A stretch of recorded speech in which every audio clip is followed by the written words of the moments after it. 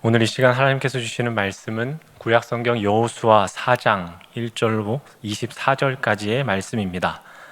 그 모든 백성이 요단을 건너가기를 마침에 여호와께서 여호수아에게 말씀하여 이르시되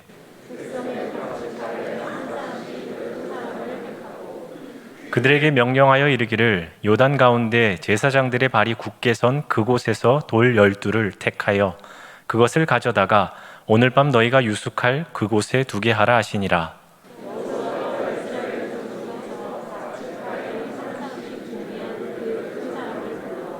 그들에게 이르되 요단 가운데로 들어가 너희 하나님 여호와의 궤 앞으로 가서 이스라엘 자손들의 지파 수대로 각기 돌 한 개씩 가져다가 어깨에 매라.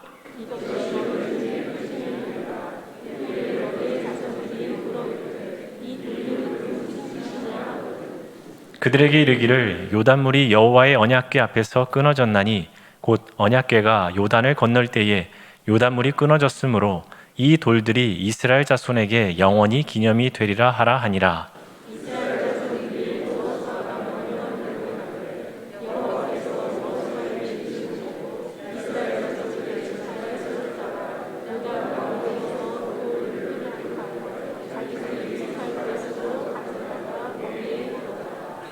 여호수아가 또 요단 가운데 곧 언약궤를 맨 제사장들의 발이 선 곳에 돌 12를 세웠더니 오늘까지 거기에 있더라.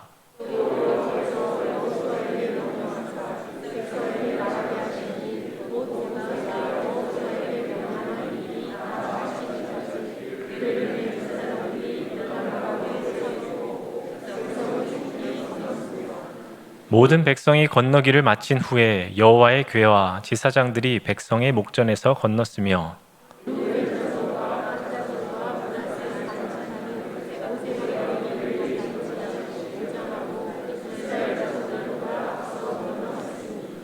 무장한 4만 명 가량이 여호와 앞에서 건너가 싸우려고 여리고 평지에 이르니라.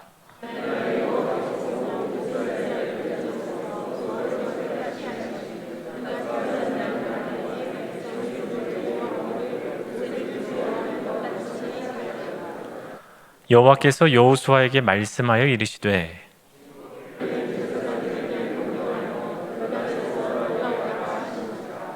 여호수아가 제사장들에게 명령하여 이르기를 요단에서 올라오라 하매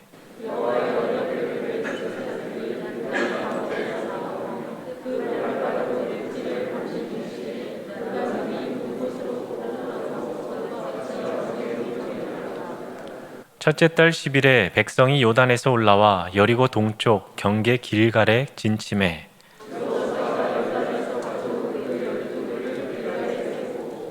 이스라엘 자손들에게 말하여 이르되 후일에 너희의 자손들이 그들의 아버지에게 묻기를 이 돌들은 무슨 뜻이니까 하거든.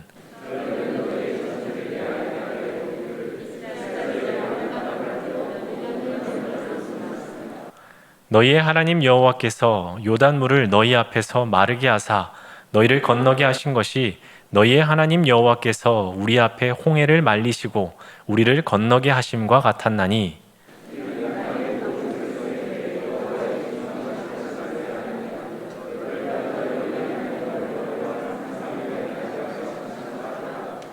아멘.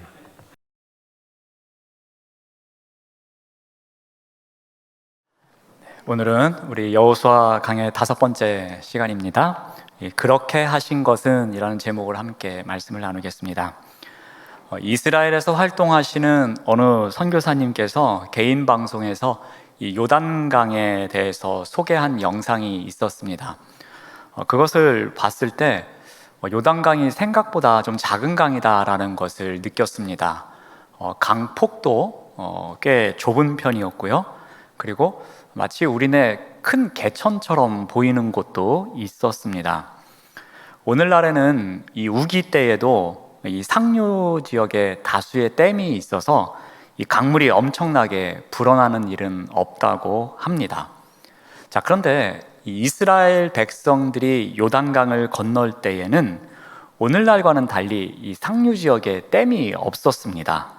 그래서 우기가 되면은 상류로부터 물이 많이 흘러내려오고 이 하류 지역에는 범람할 정도로 물살도 세고 물의 양도 많았다고 합니다. 배를 이용하지 않고서는 이 하류 지역에서는 이 강을 건넌다는 것은 불가능했습니다.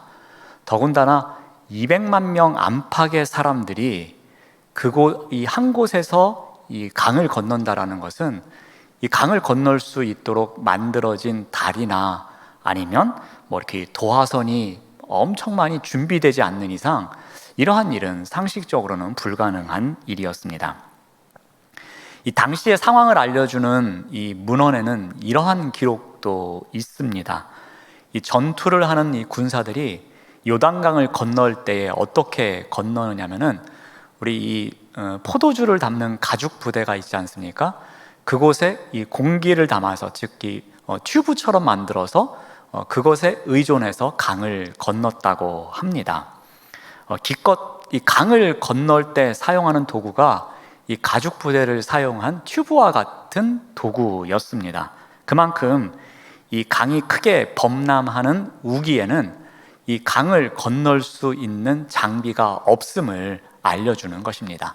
그만큼 이 많은 인원이 하류 지역에서 강을 건넜다라는 것은 이것은 상식적으로는 할 수 없는 하나님께서 개입하신 기적이 아니면 있을 수 없는 일인 것을 나타내고 있는 것입니다. 드디어 이스라엘 백성들이 강을 건넜습니다. 이 강을 건너는 일이 이제 마무리가 됐습니다. 그때 하나님께서 이스라엘 백성들에게 새로운 명령을 내리시죠.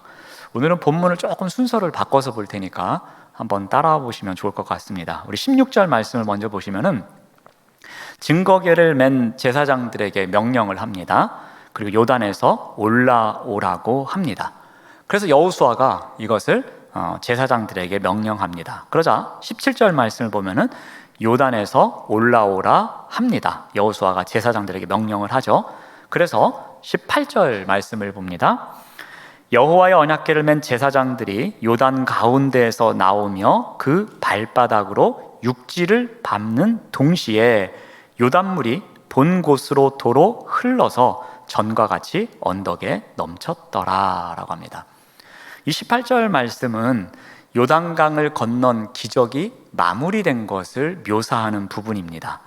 이 묘사에 있어서 가장 특징적인 것이 무엇입니까? 제사장들이 발을 땅에 대자마자 이전처럼 강이 되었다라는 거예요. 이전에 물이 범람하듯이 다시 그 상태로 돌아간 것을 묘사하고 있습니다. 우리 지난주에 살펴본 3장 말씀 중에서 15절 말씀을 보면은 그때 제사장의 발이 물에 강에 닿자마자 생긴 변화에 대해서 15절부터 기록하고 있습니다.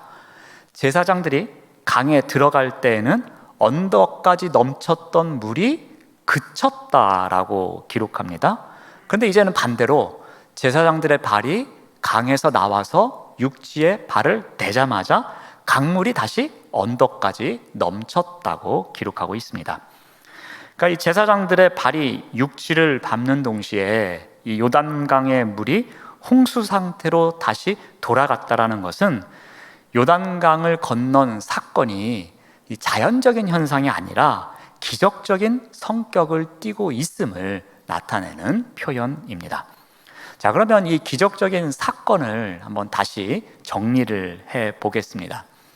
이 사건이 갖고 있는 목적이 과연 무엇일까라는 겁니다.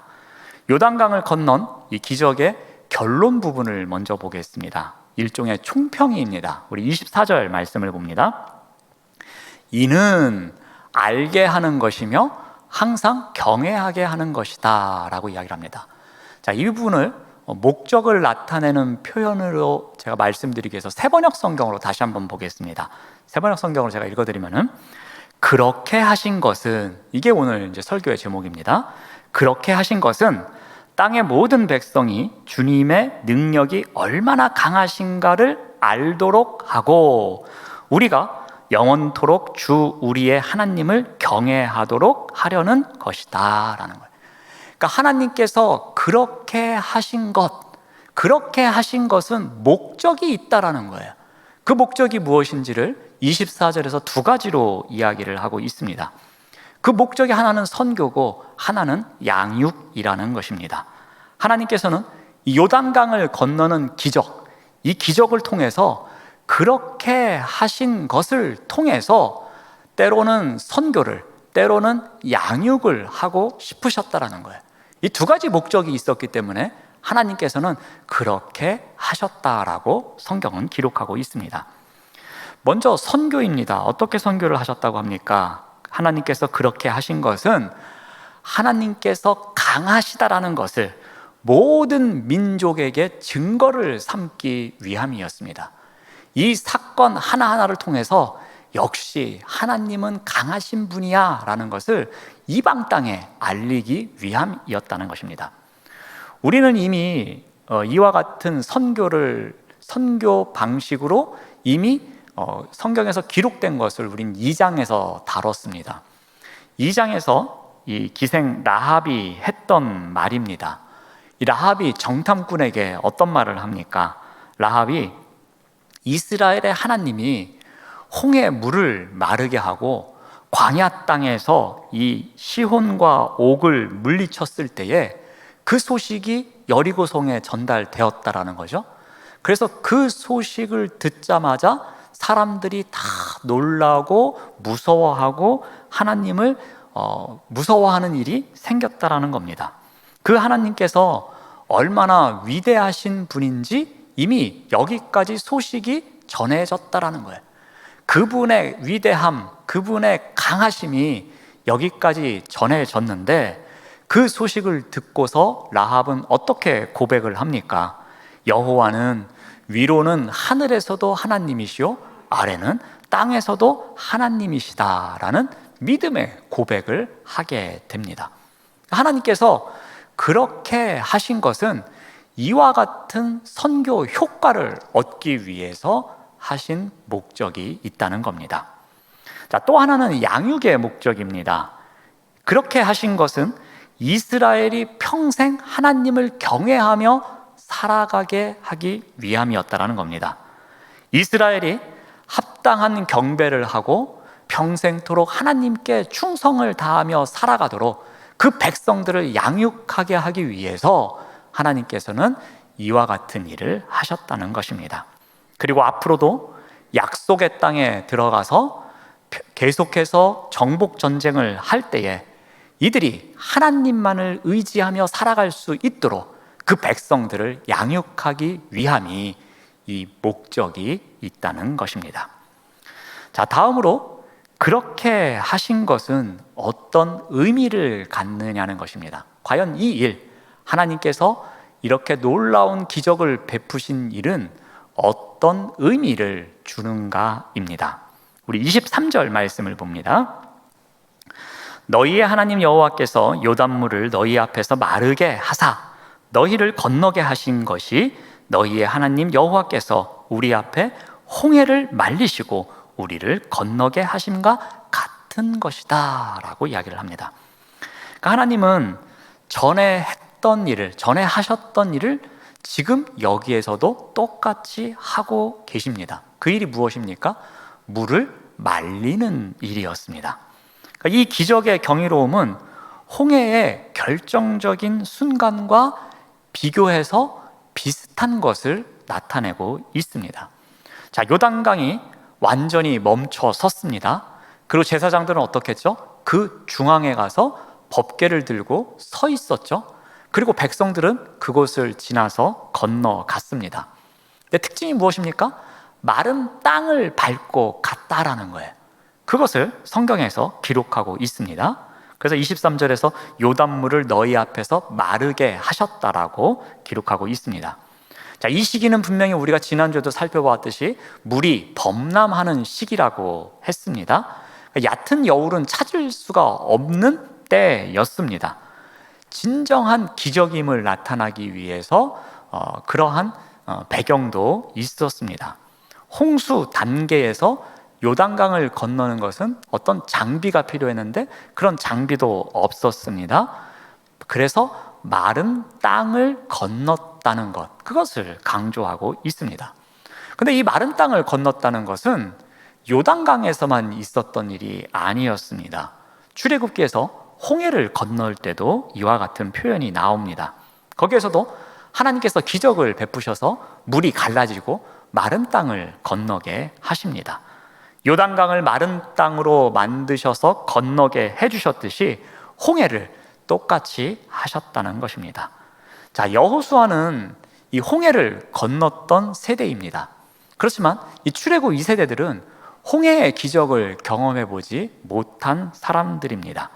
출애굽의 기적을 말로만 들었지 그 홍해를 건너보지 못한 사람들이었습니다. 하지만 지금 우리가 하나님의 말씀에 순종한다면 그때의 일 또한 우리 시대에도 일어난다는 것을 지금 요단강을 건너면서 경험한 거예요.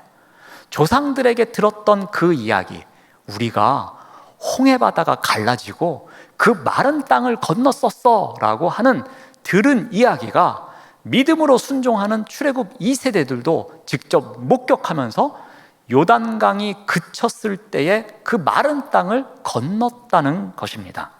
바로 하나님께서 그렇게 하신 것의 의미는 여기에 있습니다. 백성들이 말씀에 순종하며 살아갈 때에 홍해를 건넜던 출애굽 1세대들이 경험했던 것과 똑같은 그와 비슷한 경험을 자신들도 하고 있다는 것입니다.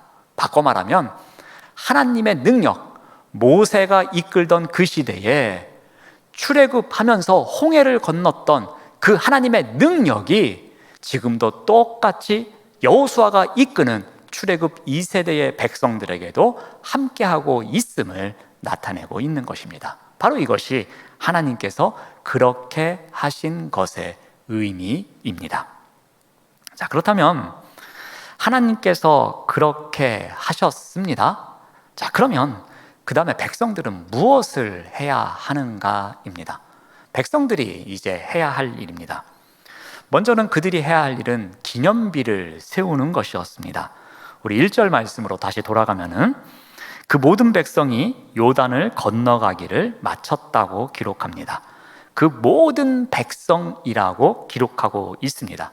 그러니까 출애굽 공동체, 이 2세대의 모든 멤버들이 여기에 한 마음 한 뜻으로 우리는 하나다라는 마음으로 순종하며 동참하고 있음을 강조하는 것입니다. 출애굽 공동체에 주어진 목표가 있었습니다. 그들은 가나안 땅으로 들어가는 것이었습니다. 그 비전을 향하여서 이들이 40년 동안 돌고 돌아가지고 이제 요단강을 건너서 그것을 이제 마무리한 것을, 그런데 그 마무리하는 자리에 모든 백성이 함께 했음을 강조하고 있는 것입니다. 이제 그 대업을 이뤘습니다.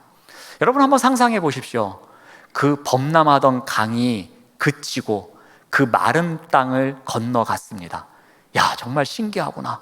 모세 시대에 일어났던 일이 지금 우리에게도 일어나고 있어. 그 하나님께서 우리와 함께 하셔. 그런 이야기를 주고받으면서 그곳을 건넜어요. 그리고 그 약속의 땅을 밟았습니다. 그 땅에 첫 발을 내디딜 때에 그 백성들의 마음이 어떠했겠습니까? 막 벅차오르겠죠. 야, 이 땅이 젖과 꿀이 흐르는 땅이구나. 이 땅이 하나님께서 우리에게 약속해 주신 그 땅이구나. 야, 이 땅에 우리가 드디어 들어왔구나 하면서 감격에 감격을 더하는 시간이 있었을 것입니다. 그런데 그 감격하는 순간만으로 끝나면 안 되는 것이었습니다. 왜요? 그 감격을 기념하는 것, 그 감격을 계속해서 간직하는 것이 필요했습니다. 그래서 무엇을 명령합니까? 그것을 기념하고 그것을 기억할 것을 명령하지요.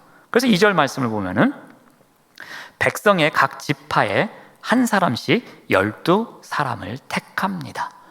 12사람, 12지파를 상징하고 있지요.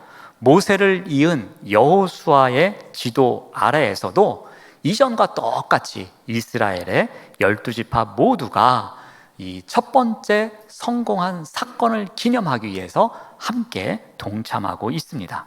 자, 그들이 어떻게 합니까? 3절 말씀을 보면은 제사장들의 발이 굳게 선 그곳에서 돌 12개를 가지고 옵니다.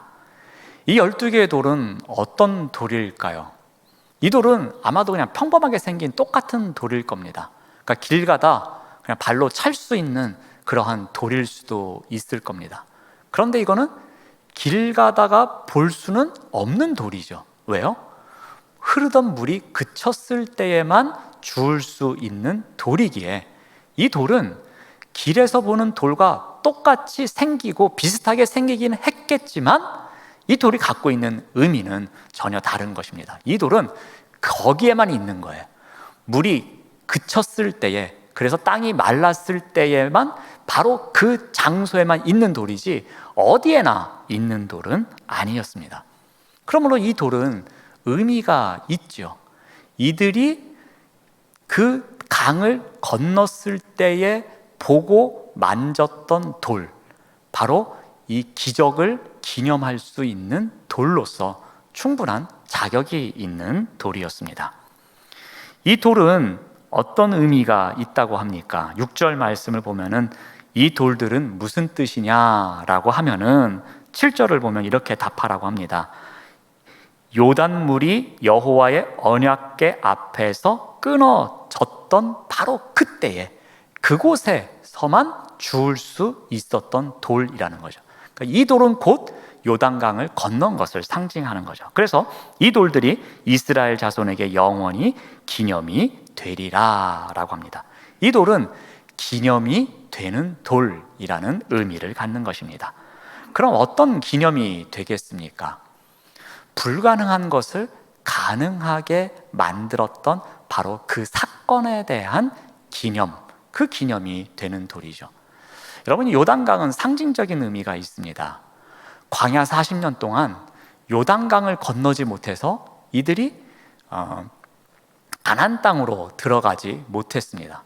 저 강만 건너면 약속한 땅인데, 저 강만 건너면 젖과 꿀이 흐르는 땅인데, 그런데 그 강, 별로 폭이 넓지도 않은 한 20-30m 되는 그 강 하나 건너지 못해서 이들이 40여 년 동안 약속의 땅에 들어가지 못했던 것이었습니다.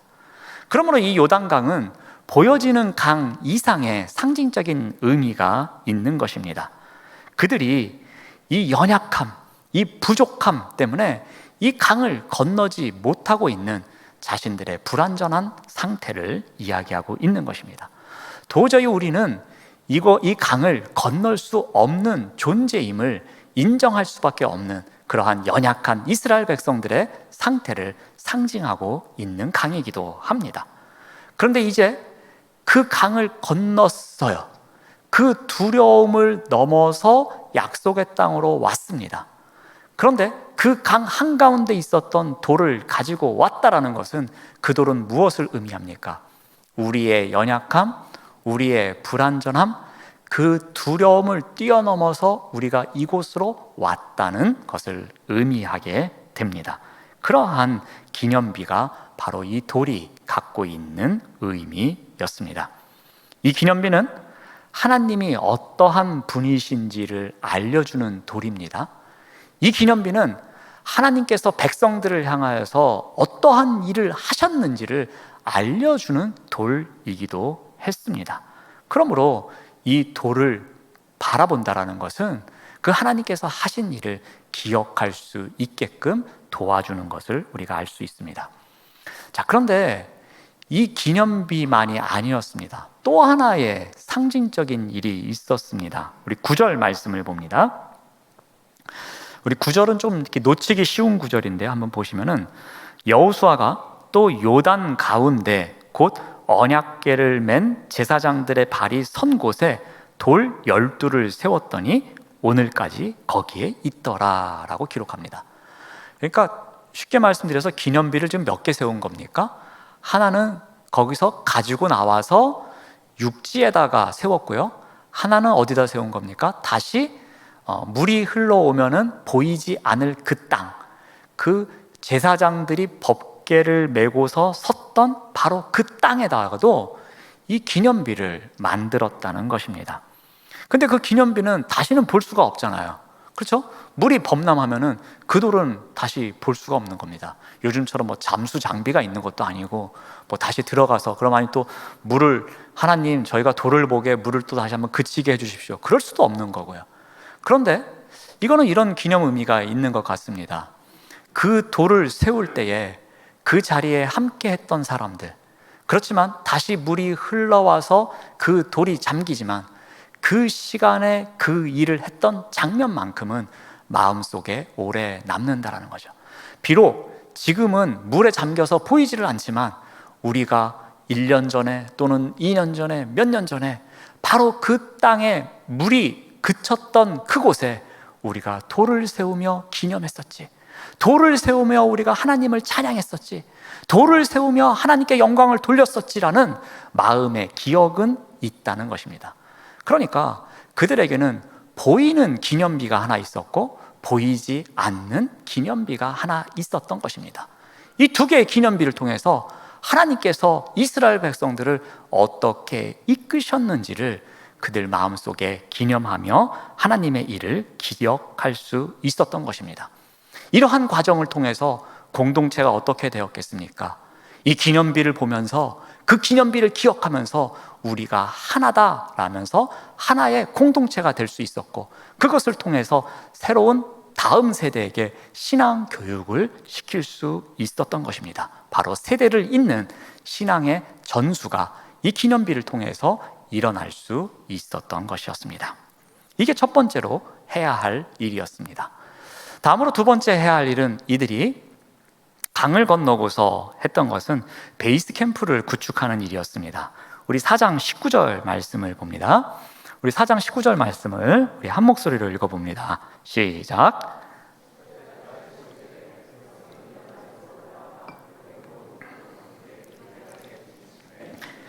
첫째 달 10일이 되어서 이들이 여리고 동쪽 경계에 있는 길갈이라는 곳으로 옵니다. 그리고 그곳에서 진을 칩니다. 이 길갈은 요단강에서 나와 한 서쪽으로 한 8km 정도 가면 있는 곳입니다. 이 길갈은 원래 굴리다라는 뜻을 갖고 있는 갈랄이라는 단어에서 유래한다고 학자들은 이야기를 합니다. 이 단어가 갖고 있는 의미는 애굽의 수치를 굴러가게 했다라는 뜻입니다.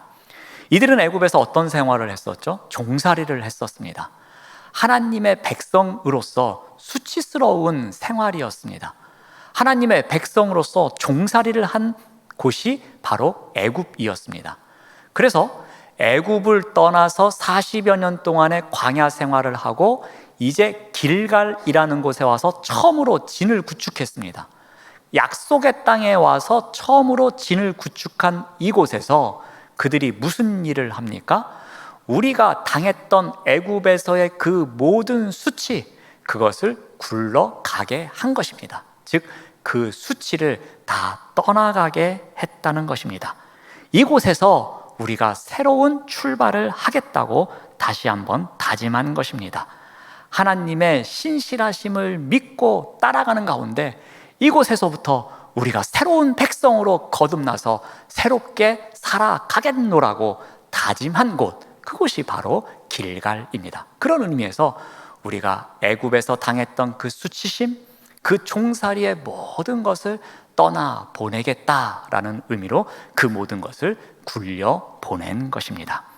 길갈은 이와 같은 의미가 있는 곳입니다.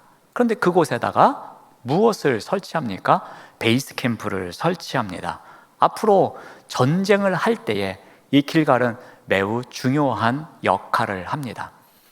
이 팔레스타인 지역의 지도를 보시면 알겠지만 위아래가 길게 이렇게 형성되어 있습니다. 근데 이 여리고성이 있는 부분은 거의 중간 부분입니다. 그래서 길갈부터 시작해서 이들이 여리고를 지나서 아이성으로 해서 남과 북을 가운데서 자르는 역할을 합니다. 그러니까 아래 위로 긴 나라를 중간에 자른 겁니다. 허리를 자르고 한쪽을 먼저 점령하고 나머지 한쪽을 점령하게 됩니다. 그러니까 중간을 차단함으로 말미암아 남과 북이 서로 협력하지 못하도록 만든 겁니다. 그러한 작전을 실행할 수 있도록 베이스 캠프 역할을 한 곳이 어디냐? 그것이 바로 길갈이에요. 그래서 이들이 강을 건너자마자 한 첫 번째 사역이 기념하는 일이었고 두 번째가 베이스 캠프를 구축하는 일이었습니다.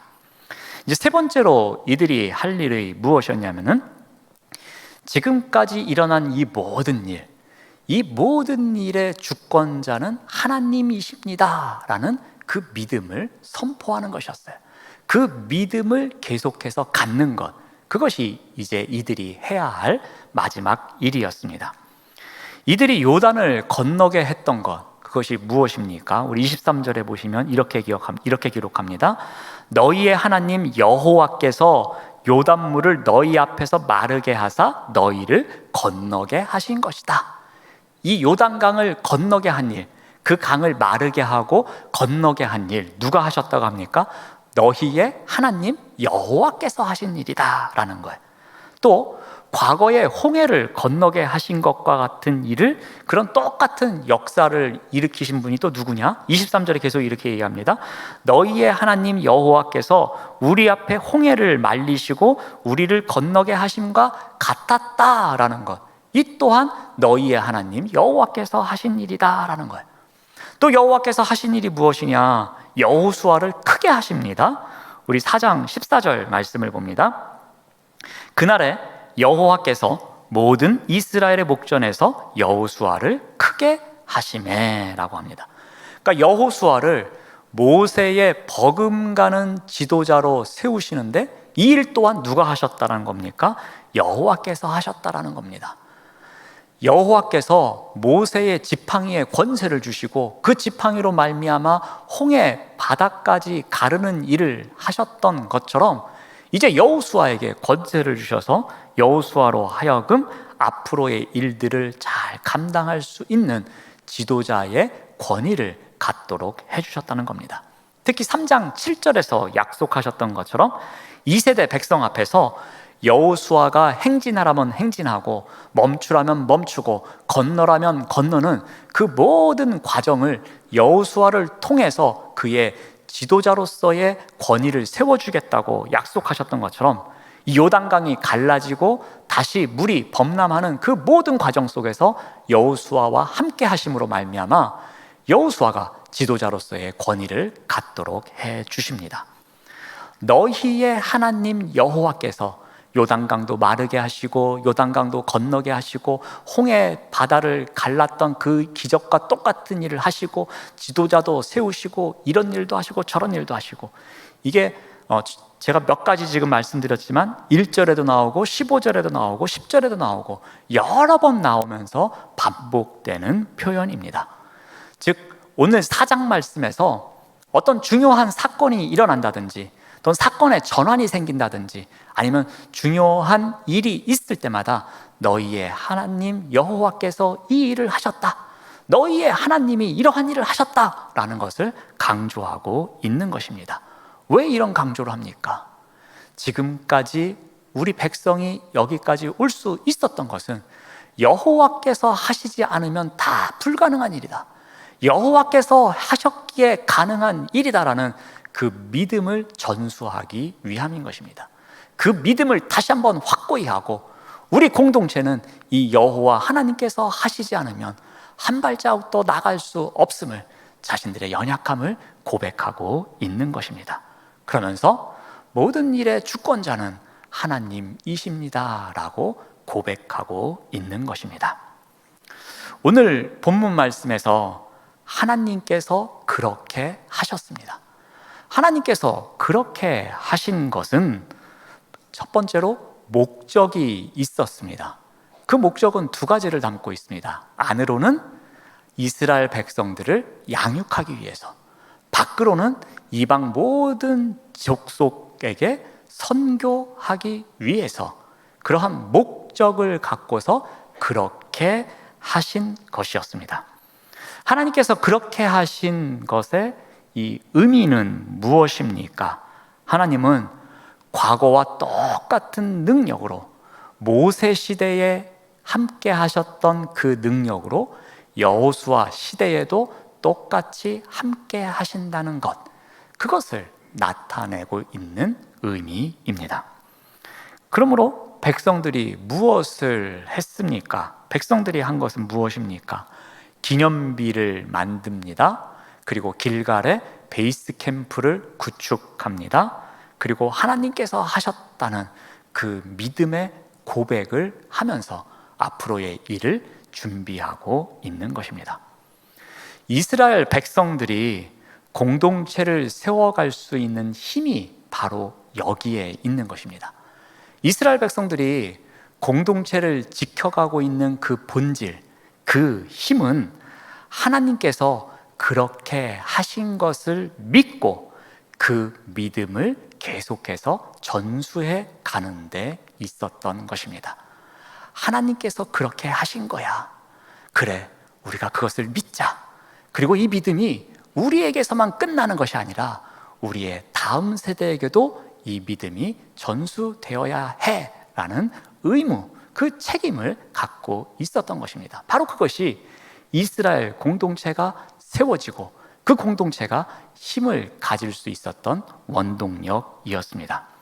그들은 자신들의 그 비참했던 시절, 수치스러웠던 종살이의 시절, 그 노예의 시절도 자손들에게 이야기를 합니다. 그러한 과정 가운데서 하나님께서 어떻게 우리 공동체에 임재하셨고 우리 공동체를 여기까지 이끌어 오셨는지, 그 하나님의 사랑이 얼마나 컸는지, 그 하나님께서는 어떻게 은혜를 베푸셨는지를 자손들에게 이야기를 합니다. 하나님께서 그렇게 하신 것을 사람들에게 알려줍니다. 하나님의 놀라운 일을 계속해서 이야기합니다. 그래서 자녀들도 동일하게 하나님을 의지하며 그 믿음을 고백하며 살아갈 것을 가르치고 있는 것입니다. 바로 그 삶이 복된 삶임을 가르친 것입니다. 우리 또한 이와 똑같은 삶을 살아가는 것 같습니다. 우리 인생길 가운데에도 그렇게 하신 것이 있습니다. 그리고 우리 공동체에도 그렇게 하신 것이 있습니다. 우리 개인이나 공동체 안에도 분명히 하나님께서 그렇게 하신 것이 많이 있습니다. 그렇다면 그것을 우리가 어떻게 해야 합니까? 그것을 우리가 믿음으로 간직해야 합니다. 그리고 간직하는 것에 끝나는 것이 아니라 그것을 믿음으로 고백하며 그것을 믿음으로 가르치며 그것을 믿음으로 전수해야 할 것입니다. 이것이 바로 믿음의 행진입니다.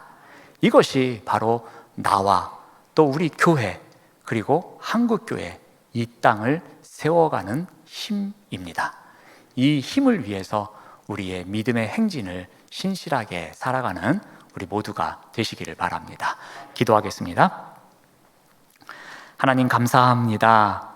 하나님께서 그렇게 하신 것을 믿음으로 기억하며 가르치고 전수하며 또한 그렇게 하실 것을 믿음으로 기대하여 주어진 믿음의 길을 온전히 걸어갈 수 있도록 인도하여 주시옵소서.